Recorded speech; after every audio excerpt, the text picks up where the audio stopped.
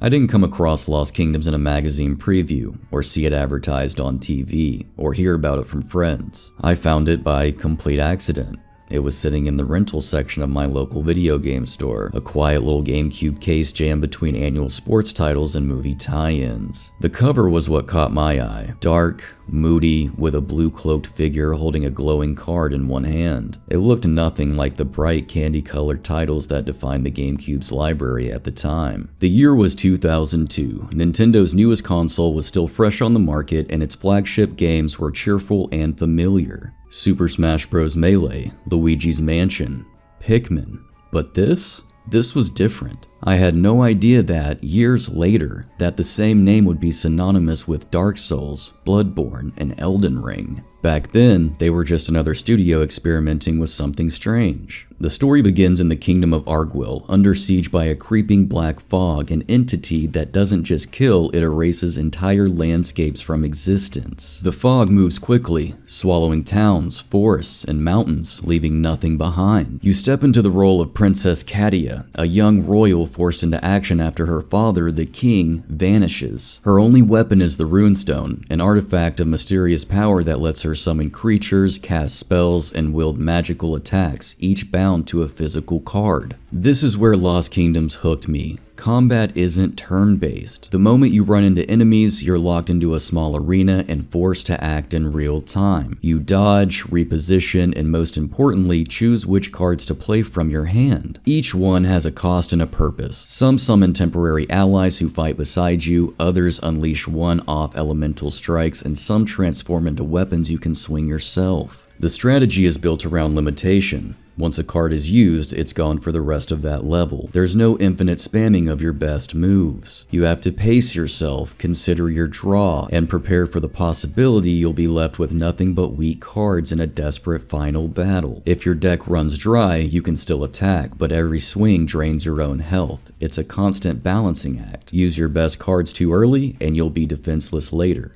Save them for too long and you might never make it that far. Elemental matchups are another layer of depth. Fire beats wood, wood beats earth, earth beats water, water beats fire, and neutral is outside the cycle. Choosing the right element at the right moment could mean the difference between a quick win and a painful slog. Even as a kid, I could feel the tension in every decision. FromSoftware also built a world that felt mysterious, almost lonely. The towns are eerily quiet. The landscape's atmospheric and tinged with melancholy. There's no excess dialogue or hand-holding. You're left to wander through ruins and forests, piecing together the lore from hints and item descriptions and environmental details, something the studio would later become famous for. 1 year later, Lost Kingdoms 2 arrived, and the shift in tone was immediate. Gone was all the consuming black fog. Instead, the world was fractured and politically unstable, struggling in the aftermath of the first game's events. You play Terra, a thief with her own runestone and a far more complicated moral compass than Katia. The narrative is less about an unstoppable supernatural force and more about greed, power, and the long shadow of the past. From a gameplay perspective, Lost Kingdoms 2 took the foundation of the first game and expanded it dramatically. The card roster ballooned from around 100 to over 200, introducing an entirely new mechanical element. Steam-powered constructs, clockwork beasts, and other industrial oddities that gave the world a fresh, steampunk-tinged flavor. One of the most significant improvements was the addition of dual-function cards. In the first game, a card was locked to a single purpose: summon a creature, cast a spell, or swing a weapon. In the sequel, many cards could now do both. This gave battles a new layer of improvisation. If you didn't need a creature on the field, you could use the same card as a weapon to deal direct damage. The flexibility encouraged experimentation and rewarded players who thought on their feet. Exploration also got a major upgrade. The game was built from mostly linear stages, but Lost Kingdoms 2 featured larger, more open maps with multiple paths, secrets, and puzzles. Some areas could only be reached with specific card abilities, encouraging replayability. I remember running through earlier levels with a brand new deck just to see what hidden corners I could unlock. The loop of hunting for rare cards became one of the most addictive aspects. Many of the most powerful summons, towering dragons, hulking machines, ethereal spirits, were hidden behind behind rare drops. The grind could be frustrating, but the thrill of finally landing that one elusive card was unforgettable. It became more than just progression. It was a collection game, a puzzle to solve over dozens of hours. The atmosphere also shifted. While the game felt like a fairy tale on the brink of annihilation, the sequel leaned into moral complexity and a broader range of environments. Deserts, industrial ruins, icy mountains. The soundtrack followed suit, mixing haunting melodies with more dynamic, adventurous tracks. When you revisit these games today, it's impossible not to see the fingerprints of FromSoftware's future. The environmental storytelling, the cryptic lore, the sense of melancholy, those elements are all here, long before Soulsborne became a genre. The black fog of the first game feels like a conceptual ancestor to the fog gates in Dark Souls. The resource tension in managing your deck mirrors the careful stamina and healing management of their later titles, and the summoning mechanics foreshadow the spirit ashes of Elden Ring. Yet despite its originality, Lost Kingdoms never became a household name. It was too unusual, too hard to categorize. A real-time action RPG with deck building mechanics was unheard of at the time, and the marketing push simply wasn't there. Fans still speak fondly of the haunting music, the thrill of seeing a card's artwork spring to life, and the rush of drawing exactly the right card at the right moment. They remember the little details, the way the world felt handcrafted, the hidden developer signatures and textures, the sense that this was a game made with genuine curiosity rather than corporate calculation. Today, 2 decades later, the series feels primed for a comeback. Deck building has exploded in popularity, and technology now exists to merge large-scale cinematic action with intricate card-based systems in a way that could captivate both the old fans and a whole new audience. Imagine an open-world Lost Kingdoms where you can roam vast landscapes, collect hundreds of cards, and share decks online with other players. Imagine co-op battles against towering bosses, each player bringing a unique deck to the fight. For me personally, Lost Kingdoms is a reminder of a rare kind of risk-taking in game development, the willingness to experiment, to blend game genres, to create something that doesn't fit neatly into a box. Some games fade because they were bad. Others fade because they were way ahead of their time. Lost Kingdoms is the latter. It's a deck that's been sitting on the table for 20 years, waiting for someone to shuffle it, deal the cards, and let the game begin again.